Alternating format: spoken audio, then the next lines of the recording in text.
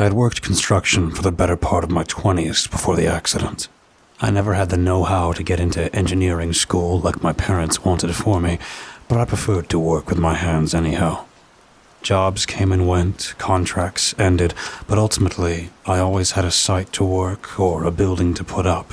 When the Whitlam Hawthorne Group offered me a foreman position for the construction project of their new headquarters, I accepted it in a heartbeat. Job security from a company like WHG with a salary I'd only dreamed of and benefits to match. I thought it would be stupid not to accept. The foundation had barely been poured on the site when the collapse happened. No one knew who exactly was to blame, whether it was the surveyors, the engineers, or just some freak accident. But those of us caught in the rubble only had the parent company to point our fingers at. 3 men dead and 13 injured was apparently a serious enough legal threat that Whitlam Hawthorne opted to offer us each a generous settlement outside of court. You can judge all you want that my silence was bought, but 6 zeros on a check would buy yours too. In addition, they also offered me a systems job that I'd be able to work from home, and even a reduced renter's rate at one of their apartment complexes in a unit that would accommodate the wheelchair I'd be confided to for the rest of my life. Until then, I didn't even know that they owned any residential properties, but the complex looked decent enough on the pamphlets they sent me. After all, I certainly couldn't live alone in my current 4th-floor apartment anymore. I moved in near the beginning of February last year. I won't lie, the adjustment to everything at once hit me a lot harder than it should have. Overnight, I'd gone from working outside every day to being restricted to a wheelchair I had no intention for using and being stuck inside all day long. My hard hat and boots were swapped for a work laptop and a filing cabinet. The depression caused by my new situation only worsened when I got settled in. It was embarrassing how little I owned that would still be practical given my new lifestyle, so it didn't take long for the movers to bring everything over. I was moved in less than a day after I got out of the hospital. The apartment was a 1st-floor unit for obvious reasons. The 2nd and 3rd floors each had units with patio balconies that extended an outcrop over my minuscule, fenced-in yard. As a result, the already tiny windows in my living room barely got any sunlight during the day. Off to the side of my living room, I had a kitchen with lowered countertops and extended storage space on the lower shelves. My bedroom was spacious, with a wheelchair-accessible closet and a roomy attached bathroom. I wish I could say I was thankful, but the accommodations only reminded me that I'd never live the same life again. Please don't get me wrong, I'm absolutely not one of those guys who sees disability as something that makes someone lesser. My aunt was a wheelchair user when I was growing up, and I had an older brother with special needs. Both of them had my respect for as long as they'd lived. But both of them had died, because in one way or another, they depended on something that couldn't be provided for them. In her old age, my aunt fell out of her chair at home one day and didn't have the arm strength to crawl back up or reach the phone. The medics said that her pets had begun to eat her even before she died. My brother ended his own life because my parents refused to get him the help he needed. I still won't talk to my family for that. And now, after almost 30 years of independence and ability, it seemed as though every one of my prospects was ripped from me, and I was entirely dependent on the company that had caused it. In short, I was very, very bitter. In June of that year, it was as hot as it had ever been in my state. By then, I'd settled into a dull routine. Wake up, do a few arm exercises before I showered, eat breakfast, and then try to get some work done before lunch. What I did could barely qualify as work, but it seemed like the company thought it would be better to have me under NDA and payroll than risk me suing. Once lunch came around, I would check my fridge for groceries and add what I was running low on to my weekly mobile delivery order. It was so much easier to have someone else leave groceries at my front door than to find a way to actually get to a supermarket. I had found a routine where I honestly never had to leave the apartment. I avoided human interaction those days, so it was easy to stay inside. The only voices I heard for months were my neighbors. From what I could tell, I lived under a married couple that never stopped fighting, and in the unit next to me, there was an older woman with at least a couple more cats than our lease allowed. On one particular morning in mid-June, as I got out of the shower and dried my head, I opened my eyes to find the power in my apartment had suddenly gone out. It was inevitable. Everyone in the block had to have their AC units on blast. I finished drying off, and for the first time since I moved in, rolled over to the curtained sliding door attached to my living room and went out into my small yard, where I knew I'd find the breaker box. The outside air was hot and heavy, and as I watched my toes brush against grass that they couldn't feel, I noticed that without the noise of the AC units running, it was very, very quiet, and not even the sound of insects or birds filled the morning air. And for a moment, I let the morning sun rest on my face before it would rise behind the patio overshadowing my yard. For as short as it lasted, the peace that overwhelmed me was blissful. The silence was interrupted by the sound of a sliding door from above, creaking wood, and the sound of steps, followed by the familiar arguing voices I'd grown painfully accustomed to. If you don't want to fix it, then I will. The wife's voice grew louder as she moved above me. I never said I wouldn't do it. I said give me a damn minute to put my shoes on. What do you always... I zoned out as their arguing continued above. Even the briefest joy was fleeting, I thought, as I opened my own fuse box and flipped the breakers.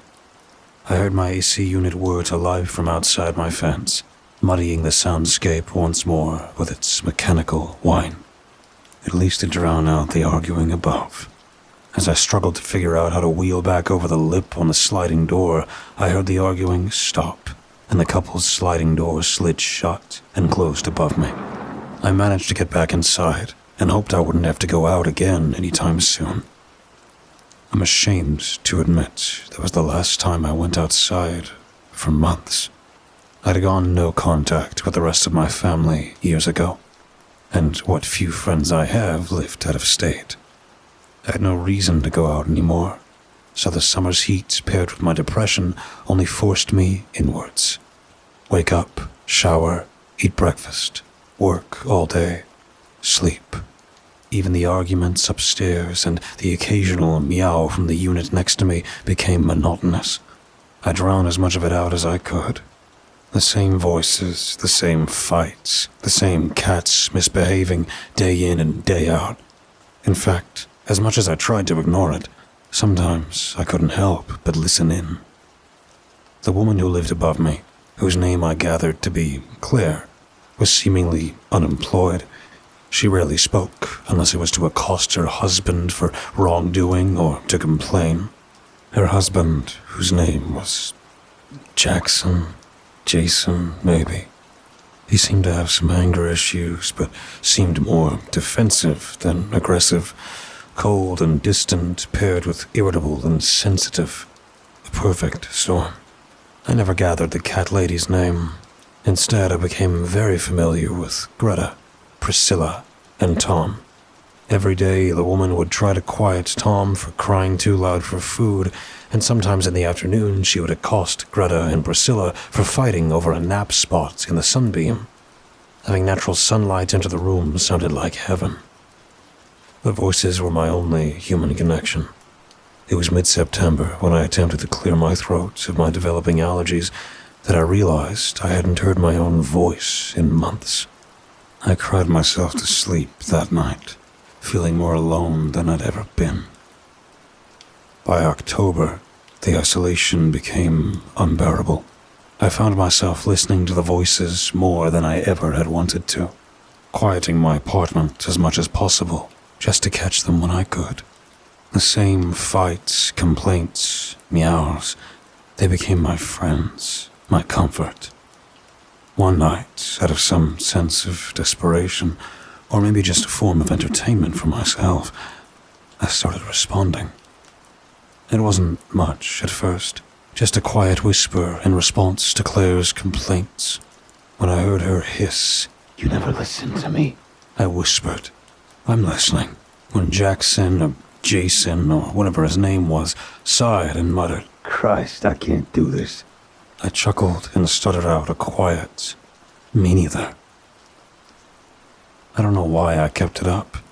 Maybe just to hear my own voice. Maybe because, in a pathetic way, it made me feel like I was connecting with someone. I knew it was stupid and illogical, but it made things feel just a little less empty. It became a kind of game for me. Each night I sat in the dim light of my apartment, sipping from one drink too many, and I listened. I let their words become ours. The fights, the meows, the mild chit-chat. When Claire snapped, "You never take me seriously anymore." I whispered, "Of course I do." When the old woman called out to Tom, scalding him for knocking something over, I grinned and mumbled, "Bad cat." It was more than a game. It was all I had. Then, about a week after I'd started, I noticed it for the first time. Claire had just shouted. "For once in your life, admit that I might be right." I responded instinctively. Why should I when you're wrong? Before I could finish my words, from above, her husband's voice exclaimed back to her. "But why should I when you're wrong?" I paused. For a minute or so, I sat intently listening. I knew her words that sounded familiar, but had I heard them have the same argument before? I brushed it off at first. Of course, it sounded familiar. I'd been listening to their fights for months. I'd probably heard them bring up the same talking points 100 times, often enough that subconsciously, I probably just knew what he was likely to say. But then, the next day, it happened again. "Is it that hard to get your car's registration done? I've been overdue for almost a week." Claire snapped, and I knew for a fact that I'd heard that before. Not just something like it, those exact words in that exact tone, in that exact order. That in itself could have been explainable, except the first time I'd noticed it had been in August. Her registration hadn't been expired for a week at that point. It had been almost 2 months. I turned off my AC and listened harder. My heart thumped against my ribs. "If it's no big deal, why can't you go get it done for me?" There. She said that part too, I thought. I swallowed and realized my mouth had gone dry, my palms beginning a cold sweat as I grappled with the feeling that they'd done this all before, many times. Coincidence, that's all it was. Maybe their fights really were that predictable. I told myself to ignore it, but I couldn't. That night, I lay awake in bed, staring at the ceiling, my ears straining to pick up what was being said above me. I tried to convince myself I was just being paranoid, but something felt wrong. That next day, I kept notes of what little I could hear around me on my computer. In the past, I paid little attention to what was being said and when, but on that day, I was meticulous. I kept every fan off. I didn't run my laundry. I skipped my shower. I did everything in my power to keep my home as quiet as possible, to maintain the ability to transcribe every word being said. From the old woman next to me, 8:15 a.m. "Oh, Tommy, be quiet. I fed you already." From upstairs, 8:17 a.m., Claire on the phone. "Yes, he left for work." "No, it'll just be me here until he comes home for lunch." 12:32, upstairs again. "Jason, I told you not to slam the fire door when you come in. You scare the hell out of me every time." All throughout the day, anything that I could struggle to make out, I made notes of. The next morning, I awoke earlier than usual. I had my notes, and I had some time, so I showered and made my way to the middle of the apartment to listen once again. I sat eagerly waiting, checking my watch and waiting for signs of life. Then, from the apartment adjacent to mine, at exactly 8:15 in the morning, the woman began to speak. "Oh, Tommy, be quiet. I fed you already." 8:17. "Yes, he left for work." "No, it'll just be me here until he comes home for lunch." And more. All morning long, I listened in awestruck silence at my entire day's transcription being reenacted, word for word, minute by minute. By the time 12:32 rolled around and Claire complained about the door slamming, I was sickened to realize that on neither day, nor any other, had I ever actually heard their door slam shut. as if the same script was being read over and over again, just muffled enough and just faint to keep me from noticing. I needed air, so I did something I hadn't done in months. I left my apartment. I struggled to wheel out of the complex courtyard, squinting against the sunlight, the fresh air, strange but refreshing against my skin. The apartment building wrapped around in a neat, uniform U shape, with a mirroring building just across the narrow parking lot. The second and third floor balconies of each building were stacked like dull concrete shelves above my head. I looked up at the couple's unit just above me. The small windows all had their blinds wide open, but I couldn't make out movement inside. I wheel turned to look at the unit next to mine, where the old woman lived. Blinds open, but the same. No movement inside. I realized quickly that every unit in my building and the building across the way was the same. Blinds open, no signs of life. I sat there for nearly an hour, watching. Not a single shadow moved behind the windows. No doors opened. No one entered or left the building. The silence pressed against me as I realized that not only were there no people visible to me, there was no movement at all. No birds, no passing cars, no distant voices from other tenants. Just the wind and the faint mechanical hum of the AC units. Living isolated will do strange things to your mind. It'll make you keep track of things that societal norms would normally remind you of, but it also makes you ignore glaring truths right under your nose. It wasn't until I sat there, utterly confused, that I suddenly realized that I had never seen my neighbors. Not once. Not leaving their doors, not in the parking lot, not on their balconies, despite hearing their voices out there almost every night. I hadn't even spoken to anyone in person when I moved in. I'd filled out all my paperwork online, and I'd been driven here by a company vehicle when the movers said they'd brought everything over. A sick feeling crept into my stomach. I have lived here for 8 months.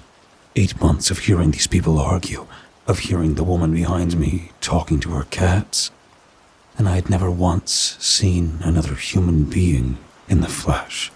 The implication had barely begun to set in when, almost in reaction to my realization, the blinds in the apartment next to mine suddenly closed shut. They were followed only a few seconds later by those belonging to the unit upstairs, and in almost a cascade, all of the open blinds for every unit in the building were closed. I moved faster than I ever had in my chair. I wheeled quickly out of the little courtyard and into the parking lot street.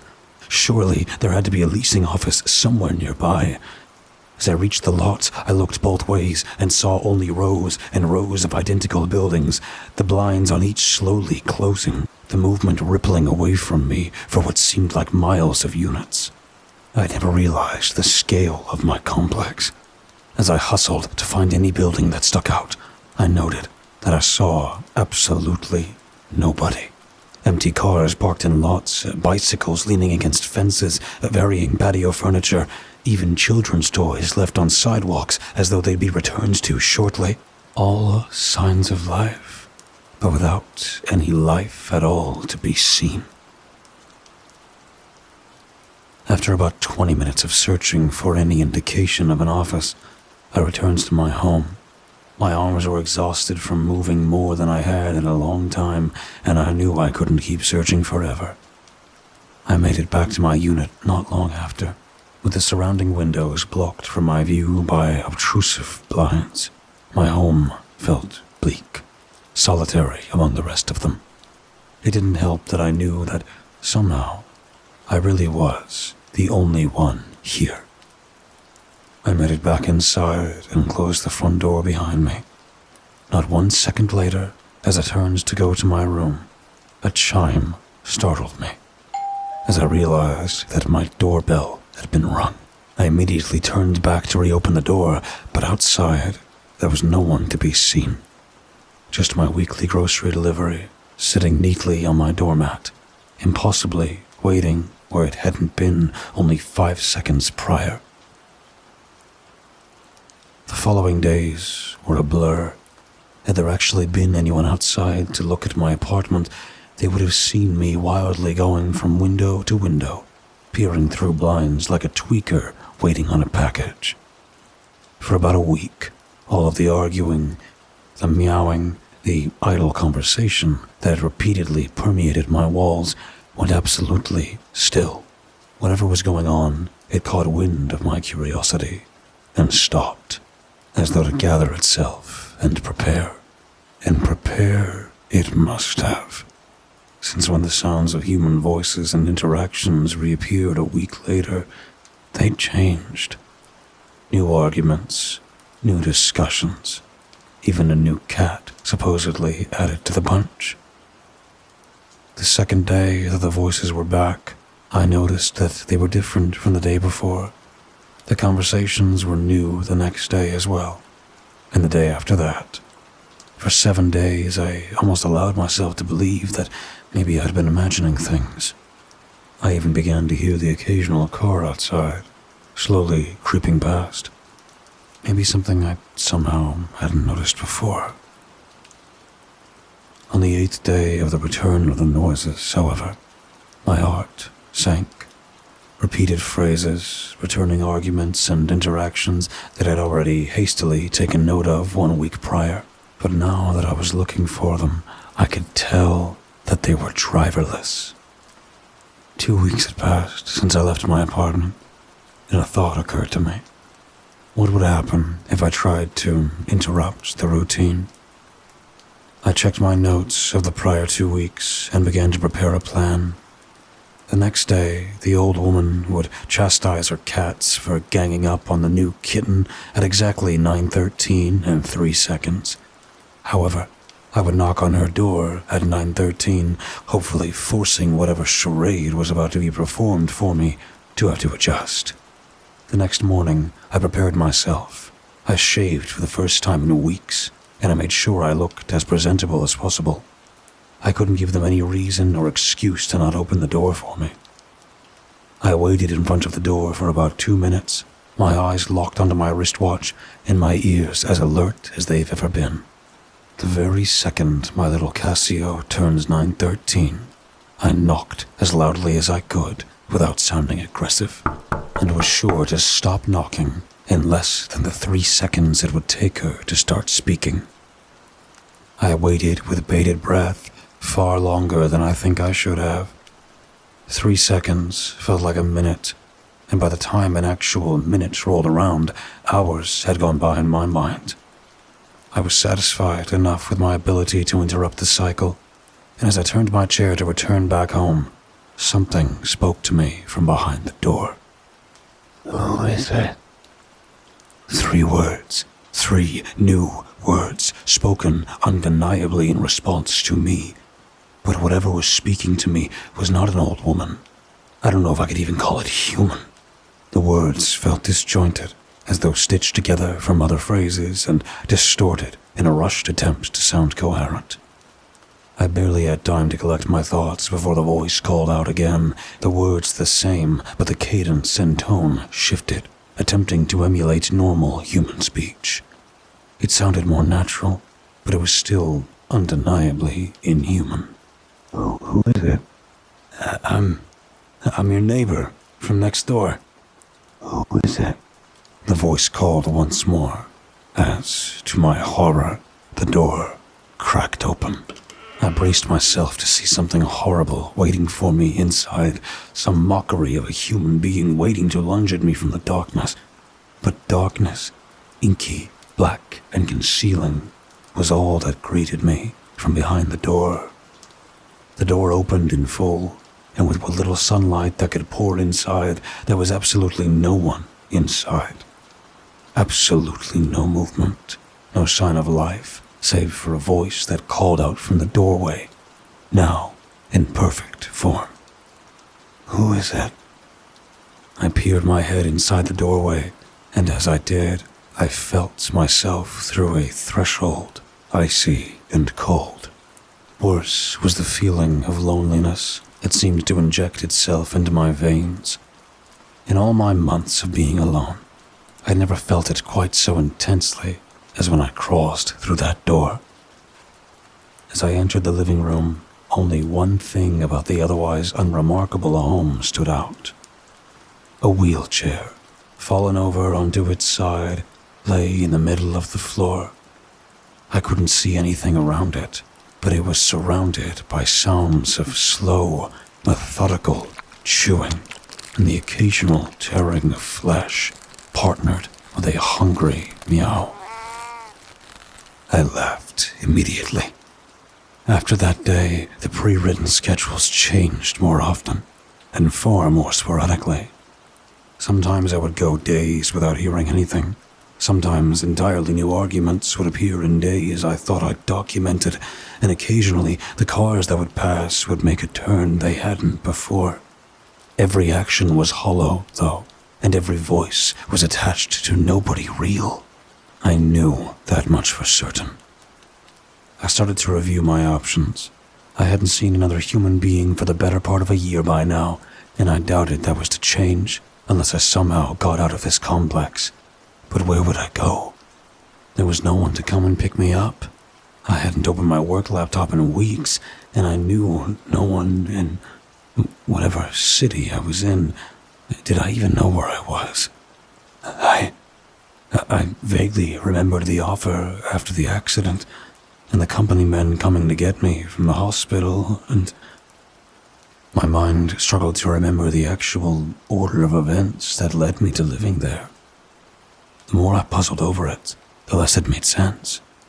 As far as I could piece together, I had been in the accidents, and some suits had visited me in the hospital when I woke up. They explained vaguely what happened, and that the company wanted to avoid legal troubles, so they passed me over the check and the new job offer, as well as the pamphlet for the apartment.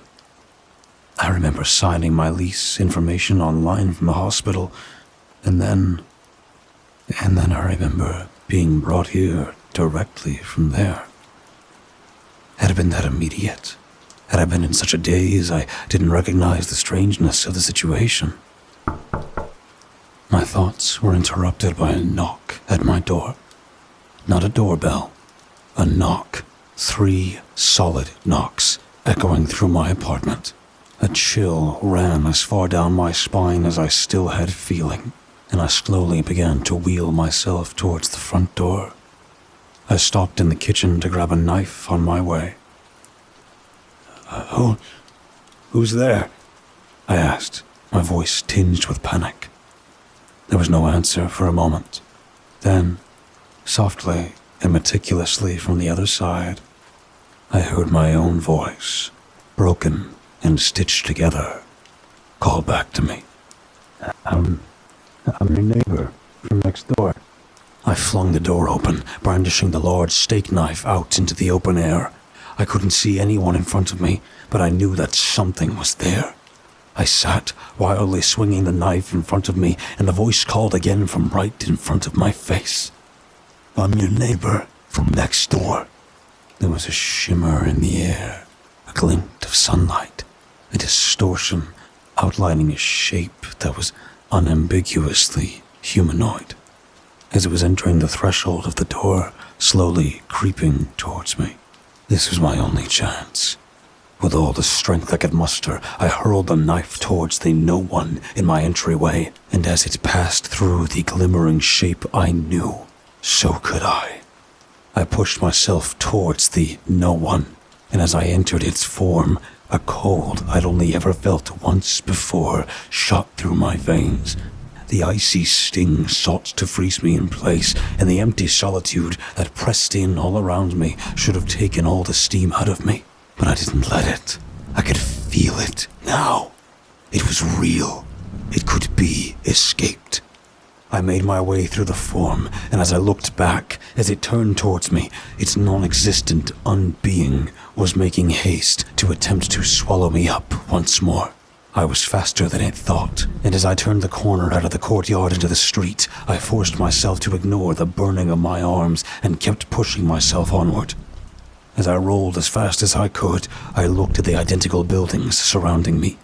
Through every blind, through every cracked door, there was nothing and no one watching me. I felt eyes, hungry and jealous, piercing me from all sides. No one was trying to keep me here, but I wouldn't give it the satisfaction. I caught glimpses from my peripheral vision of glimmering nothings clambering out of doors and emerging from parked cars. I felt chills run through my body once more, as I must have passed through a group of them, their arms outstretched, attempting to grab me. Whatever they were or weren't, I don't think they could touch me, but I could feel them. More and more of them piled out of the front doors, sprinting towards me. The air around me began to ripple as they amassed in numbers. It reminded me of waves of heat emitting from the roofs of cars under the summer sun.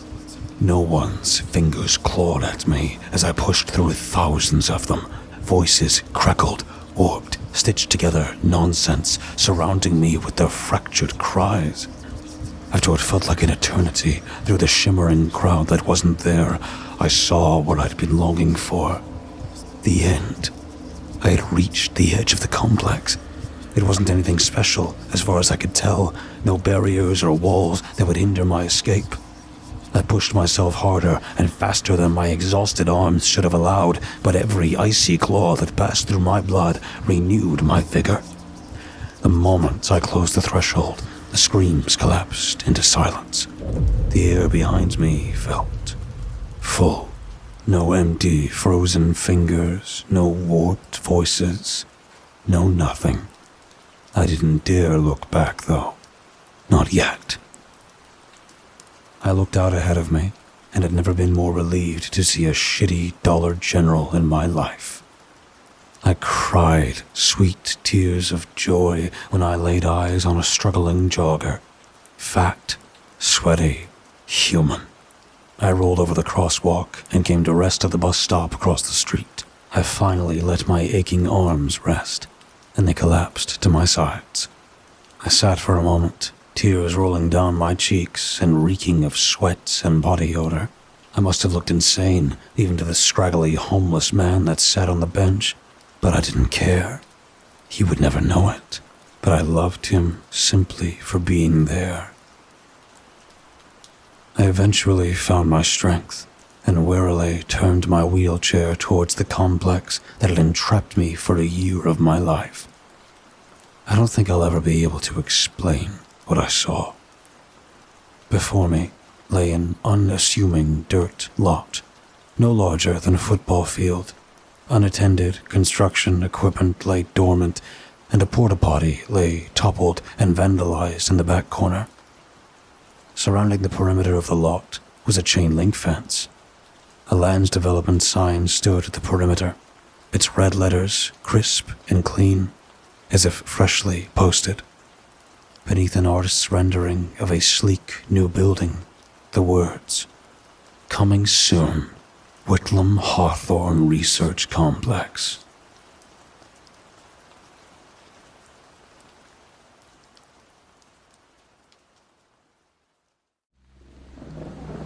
Thank you for listening and delving with me into the dark together. Please remember to leave a thumbs up and subscribe if you feel so inclined. The more engagement this video gets, the more YouTube will push my content to others. Thus, the following will grow. All stories read in this channel will be available on Spotify, iTunes, and just about everywhere else. Links in the description. Thank you for listening and feeding the cause. We'll be seeing you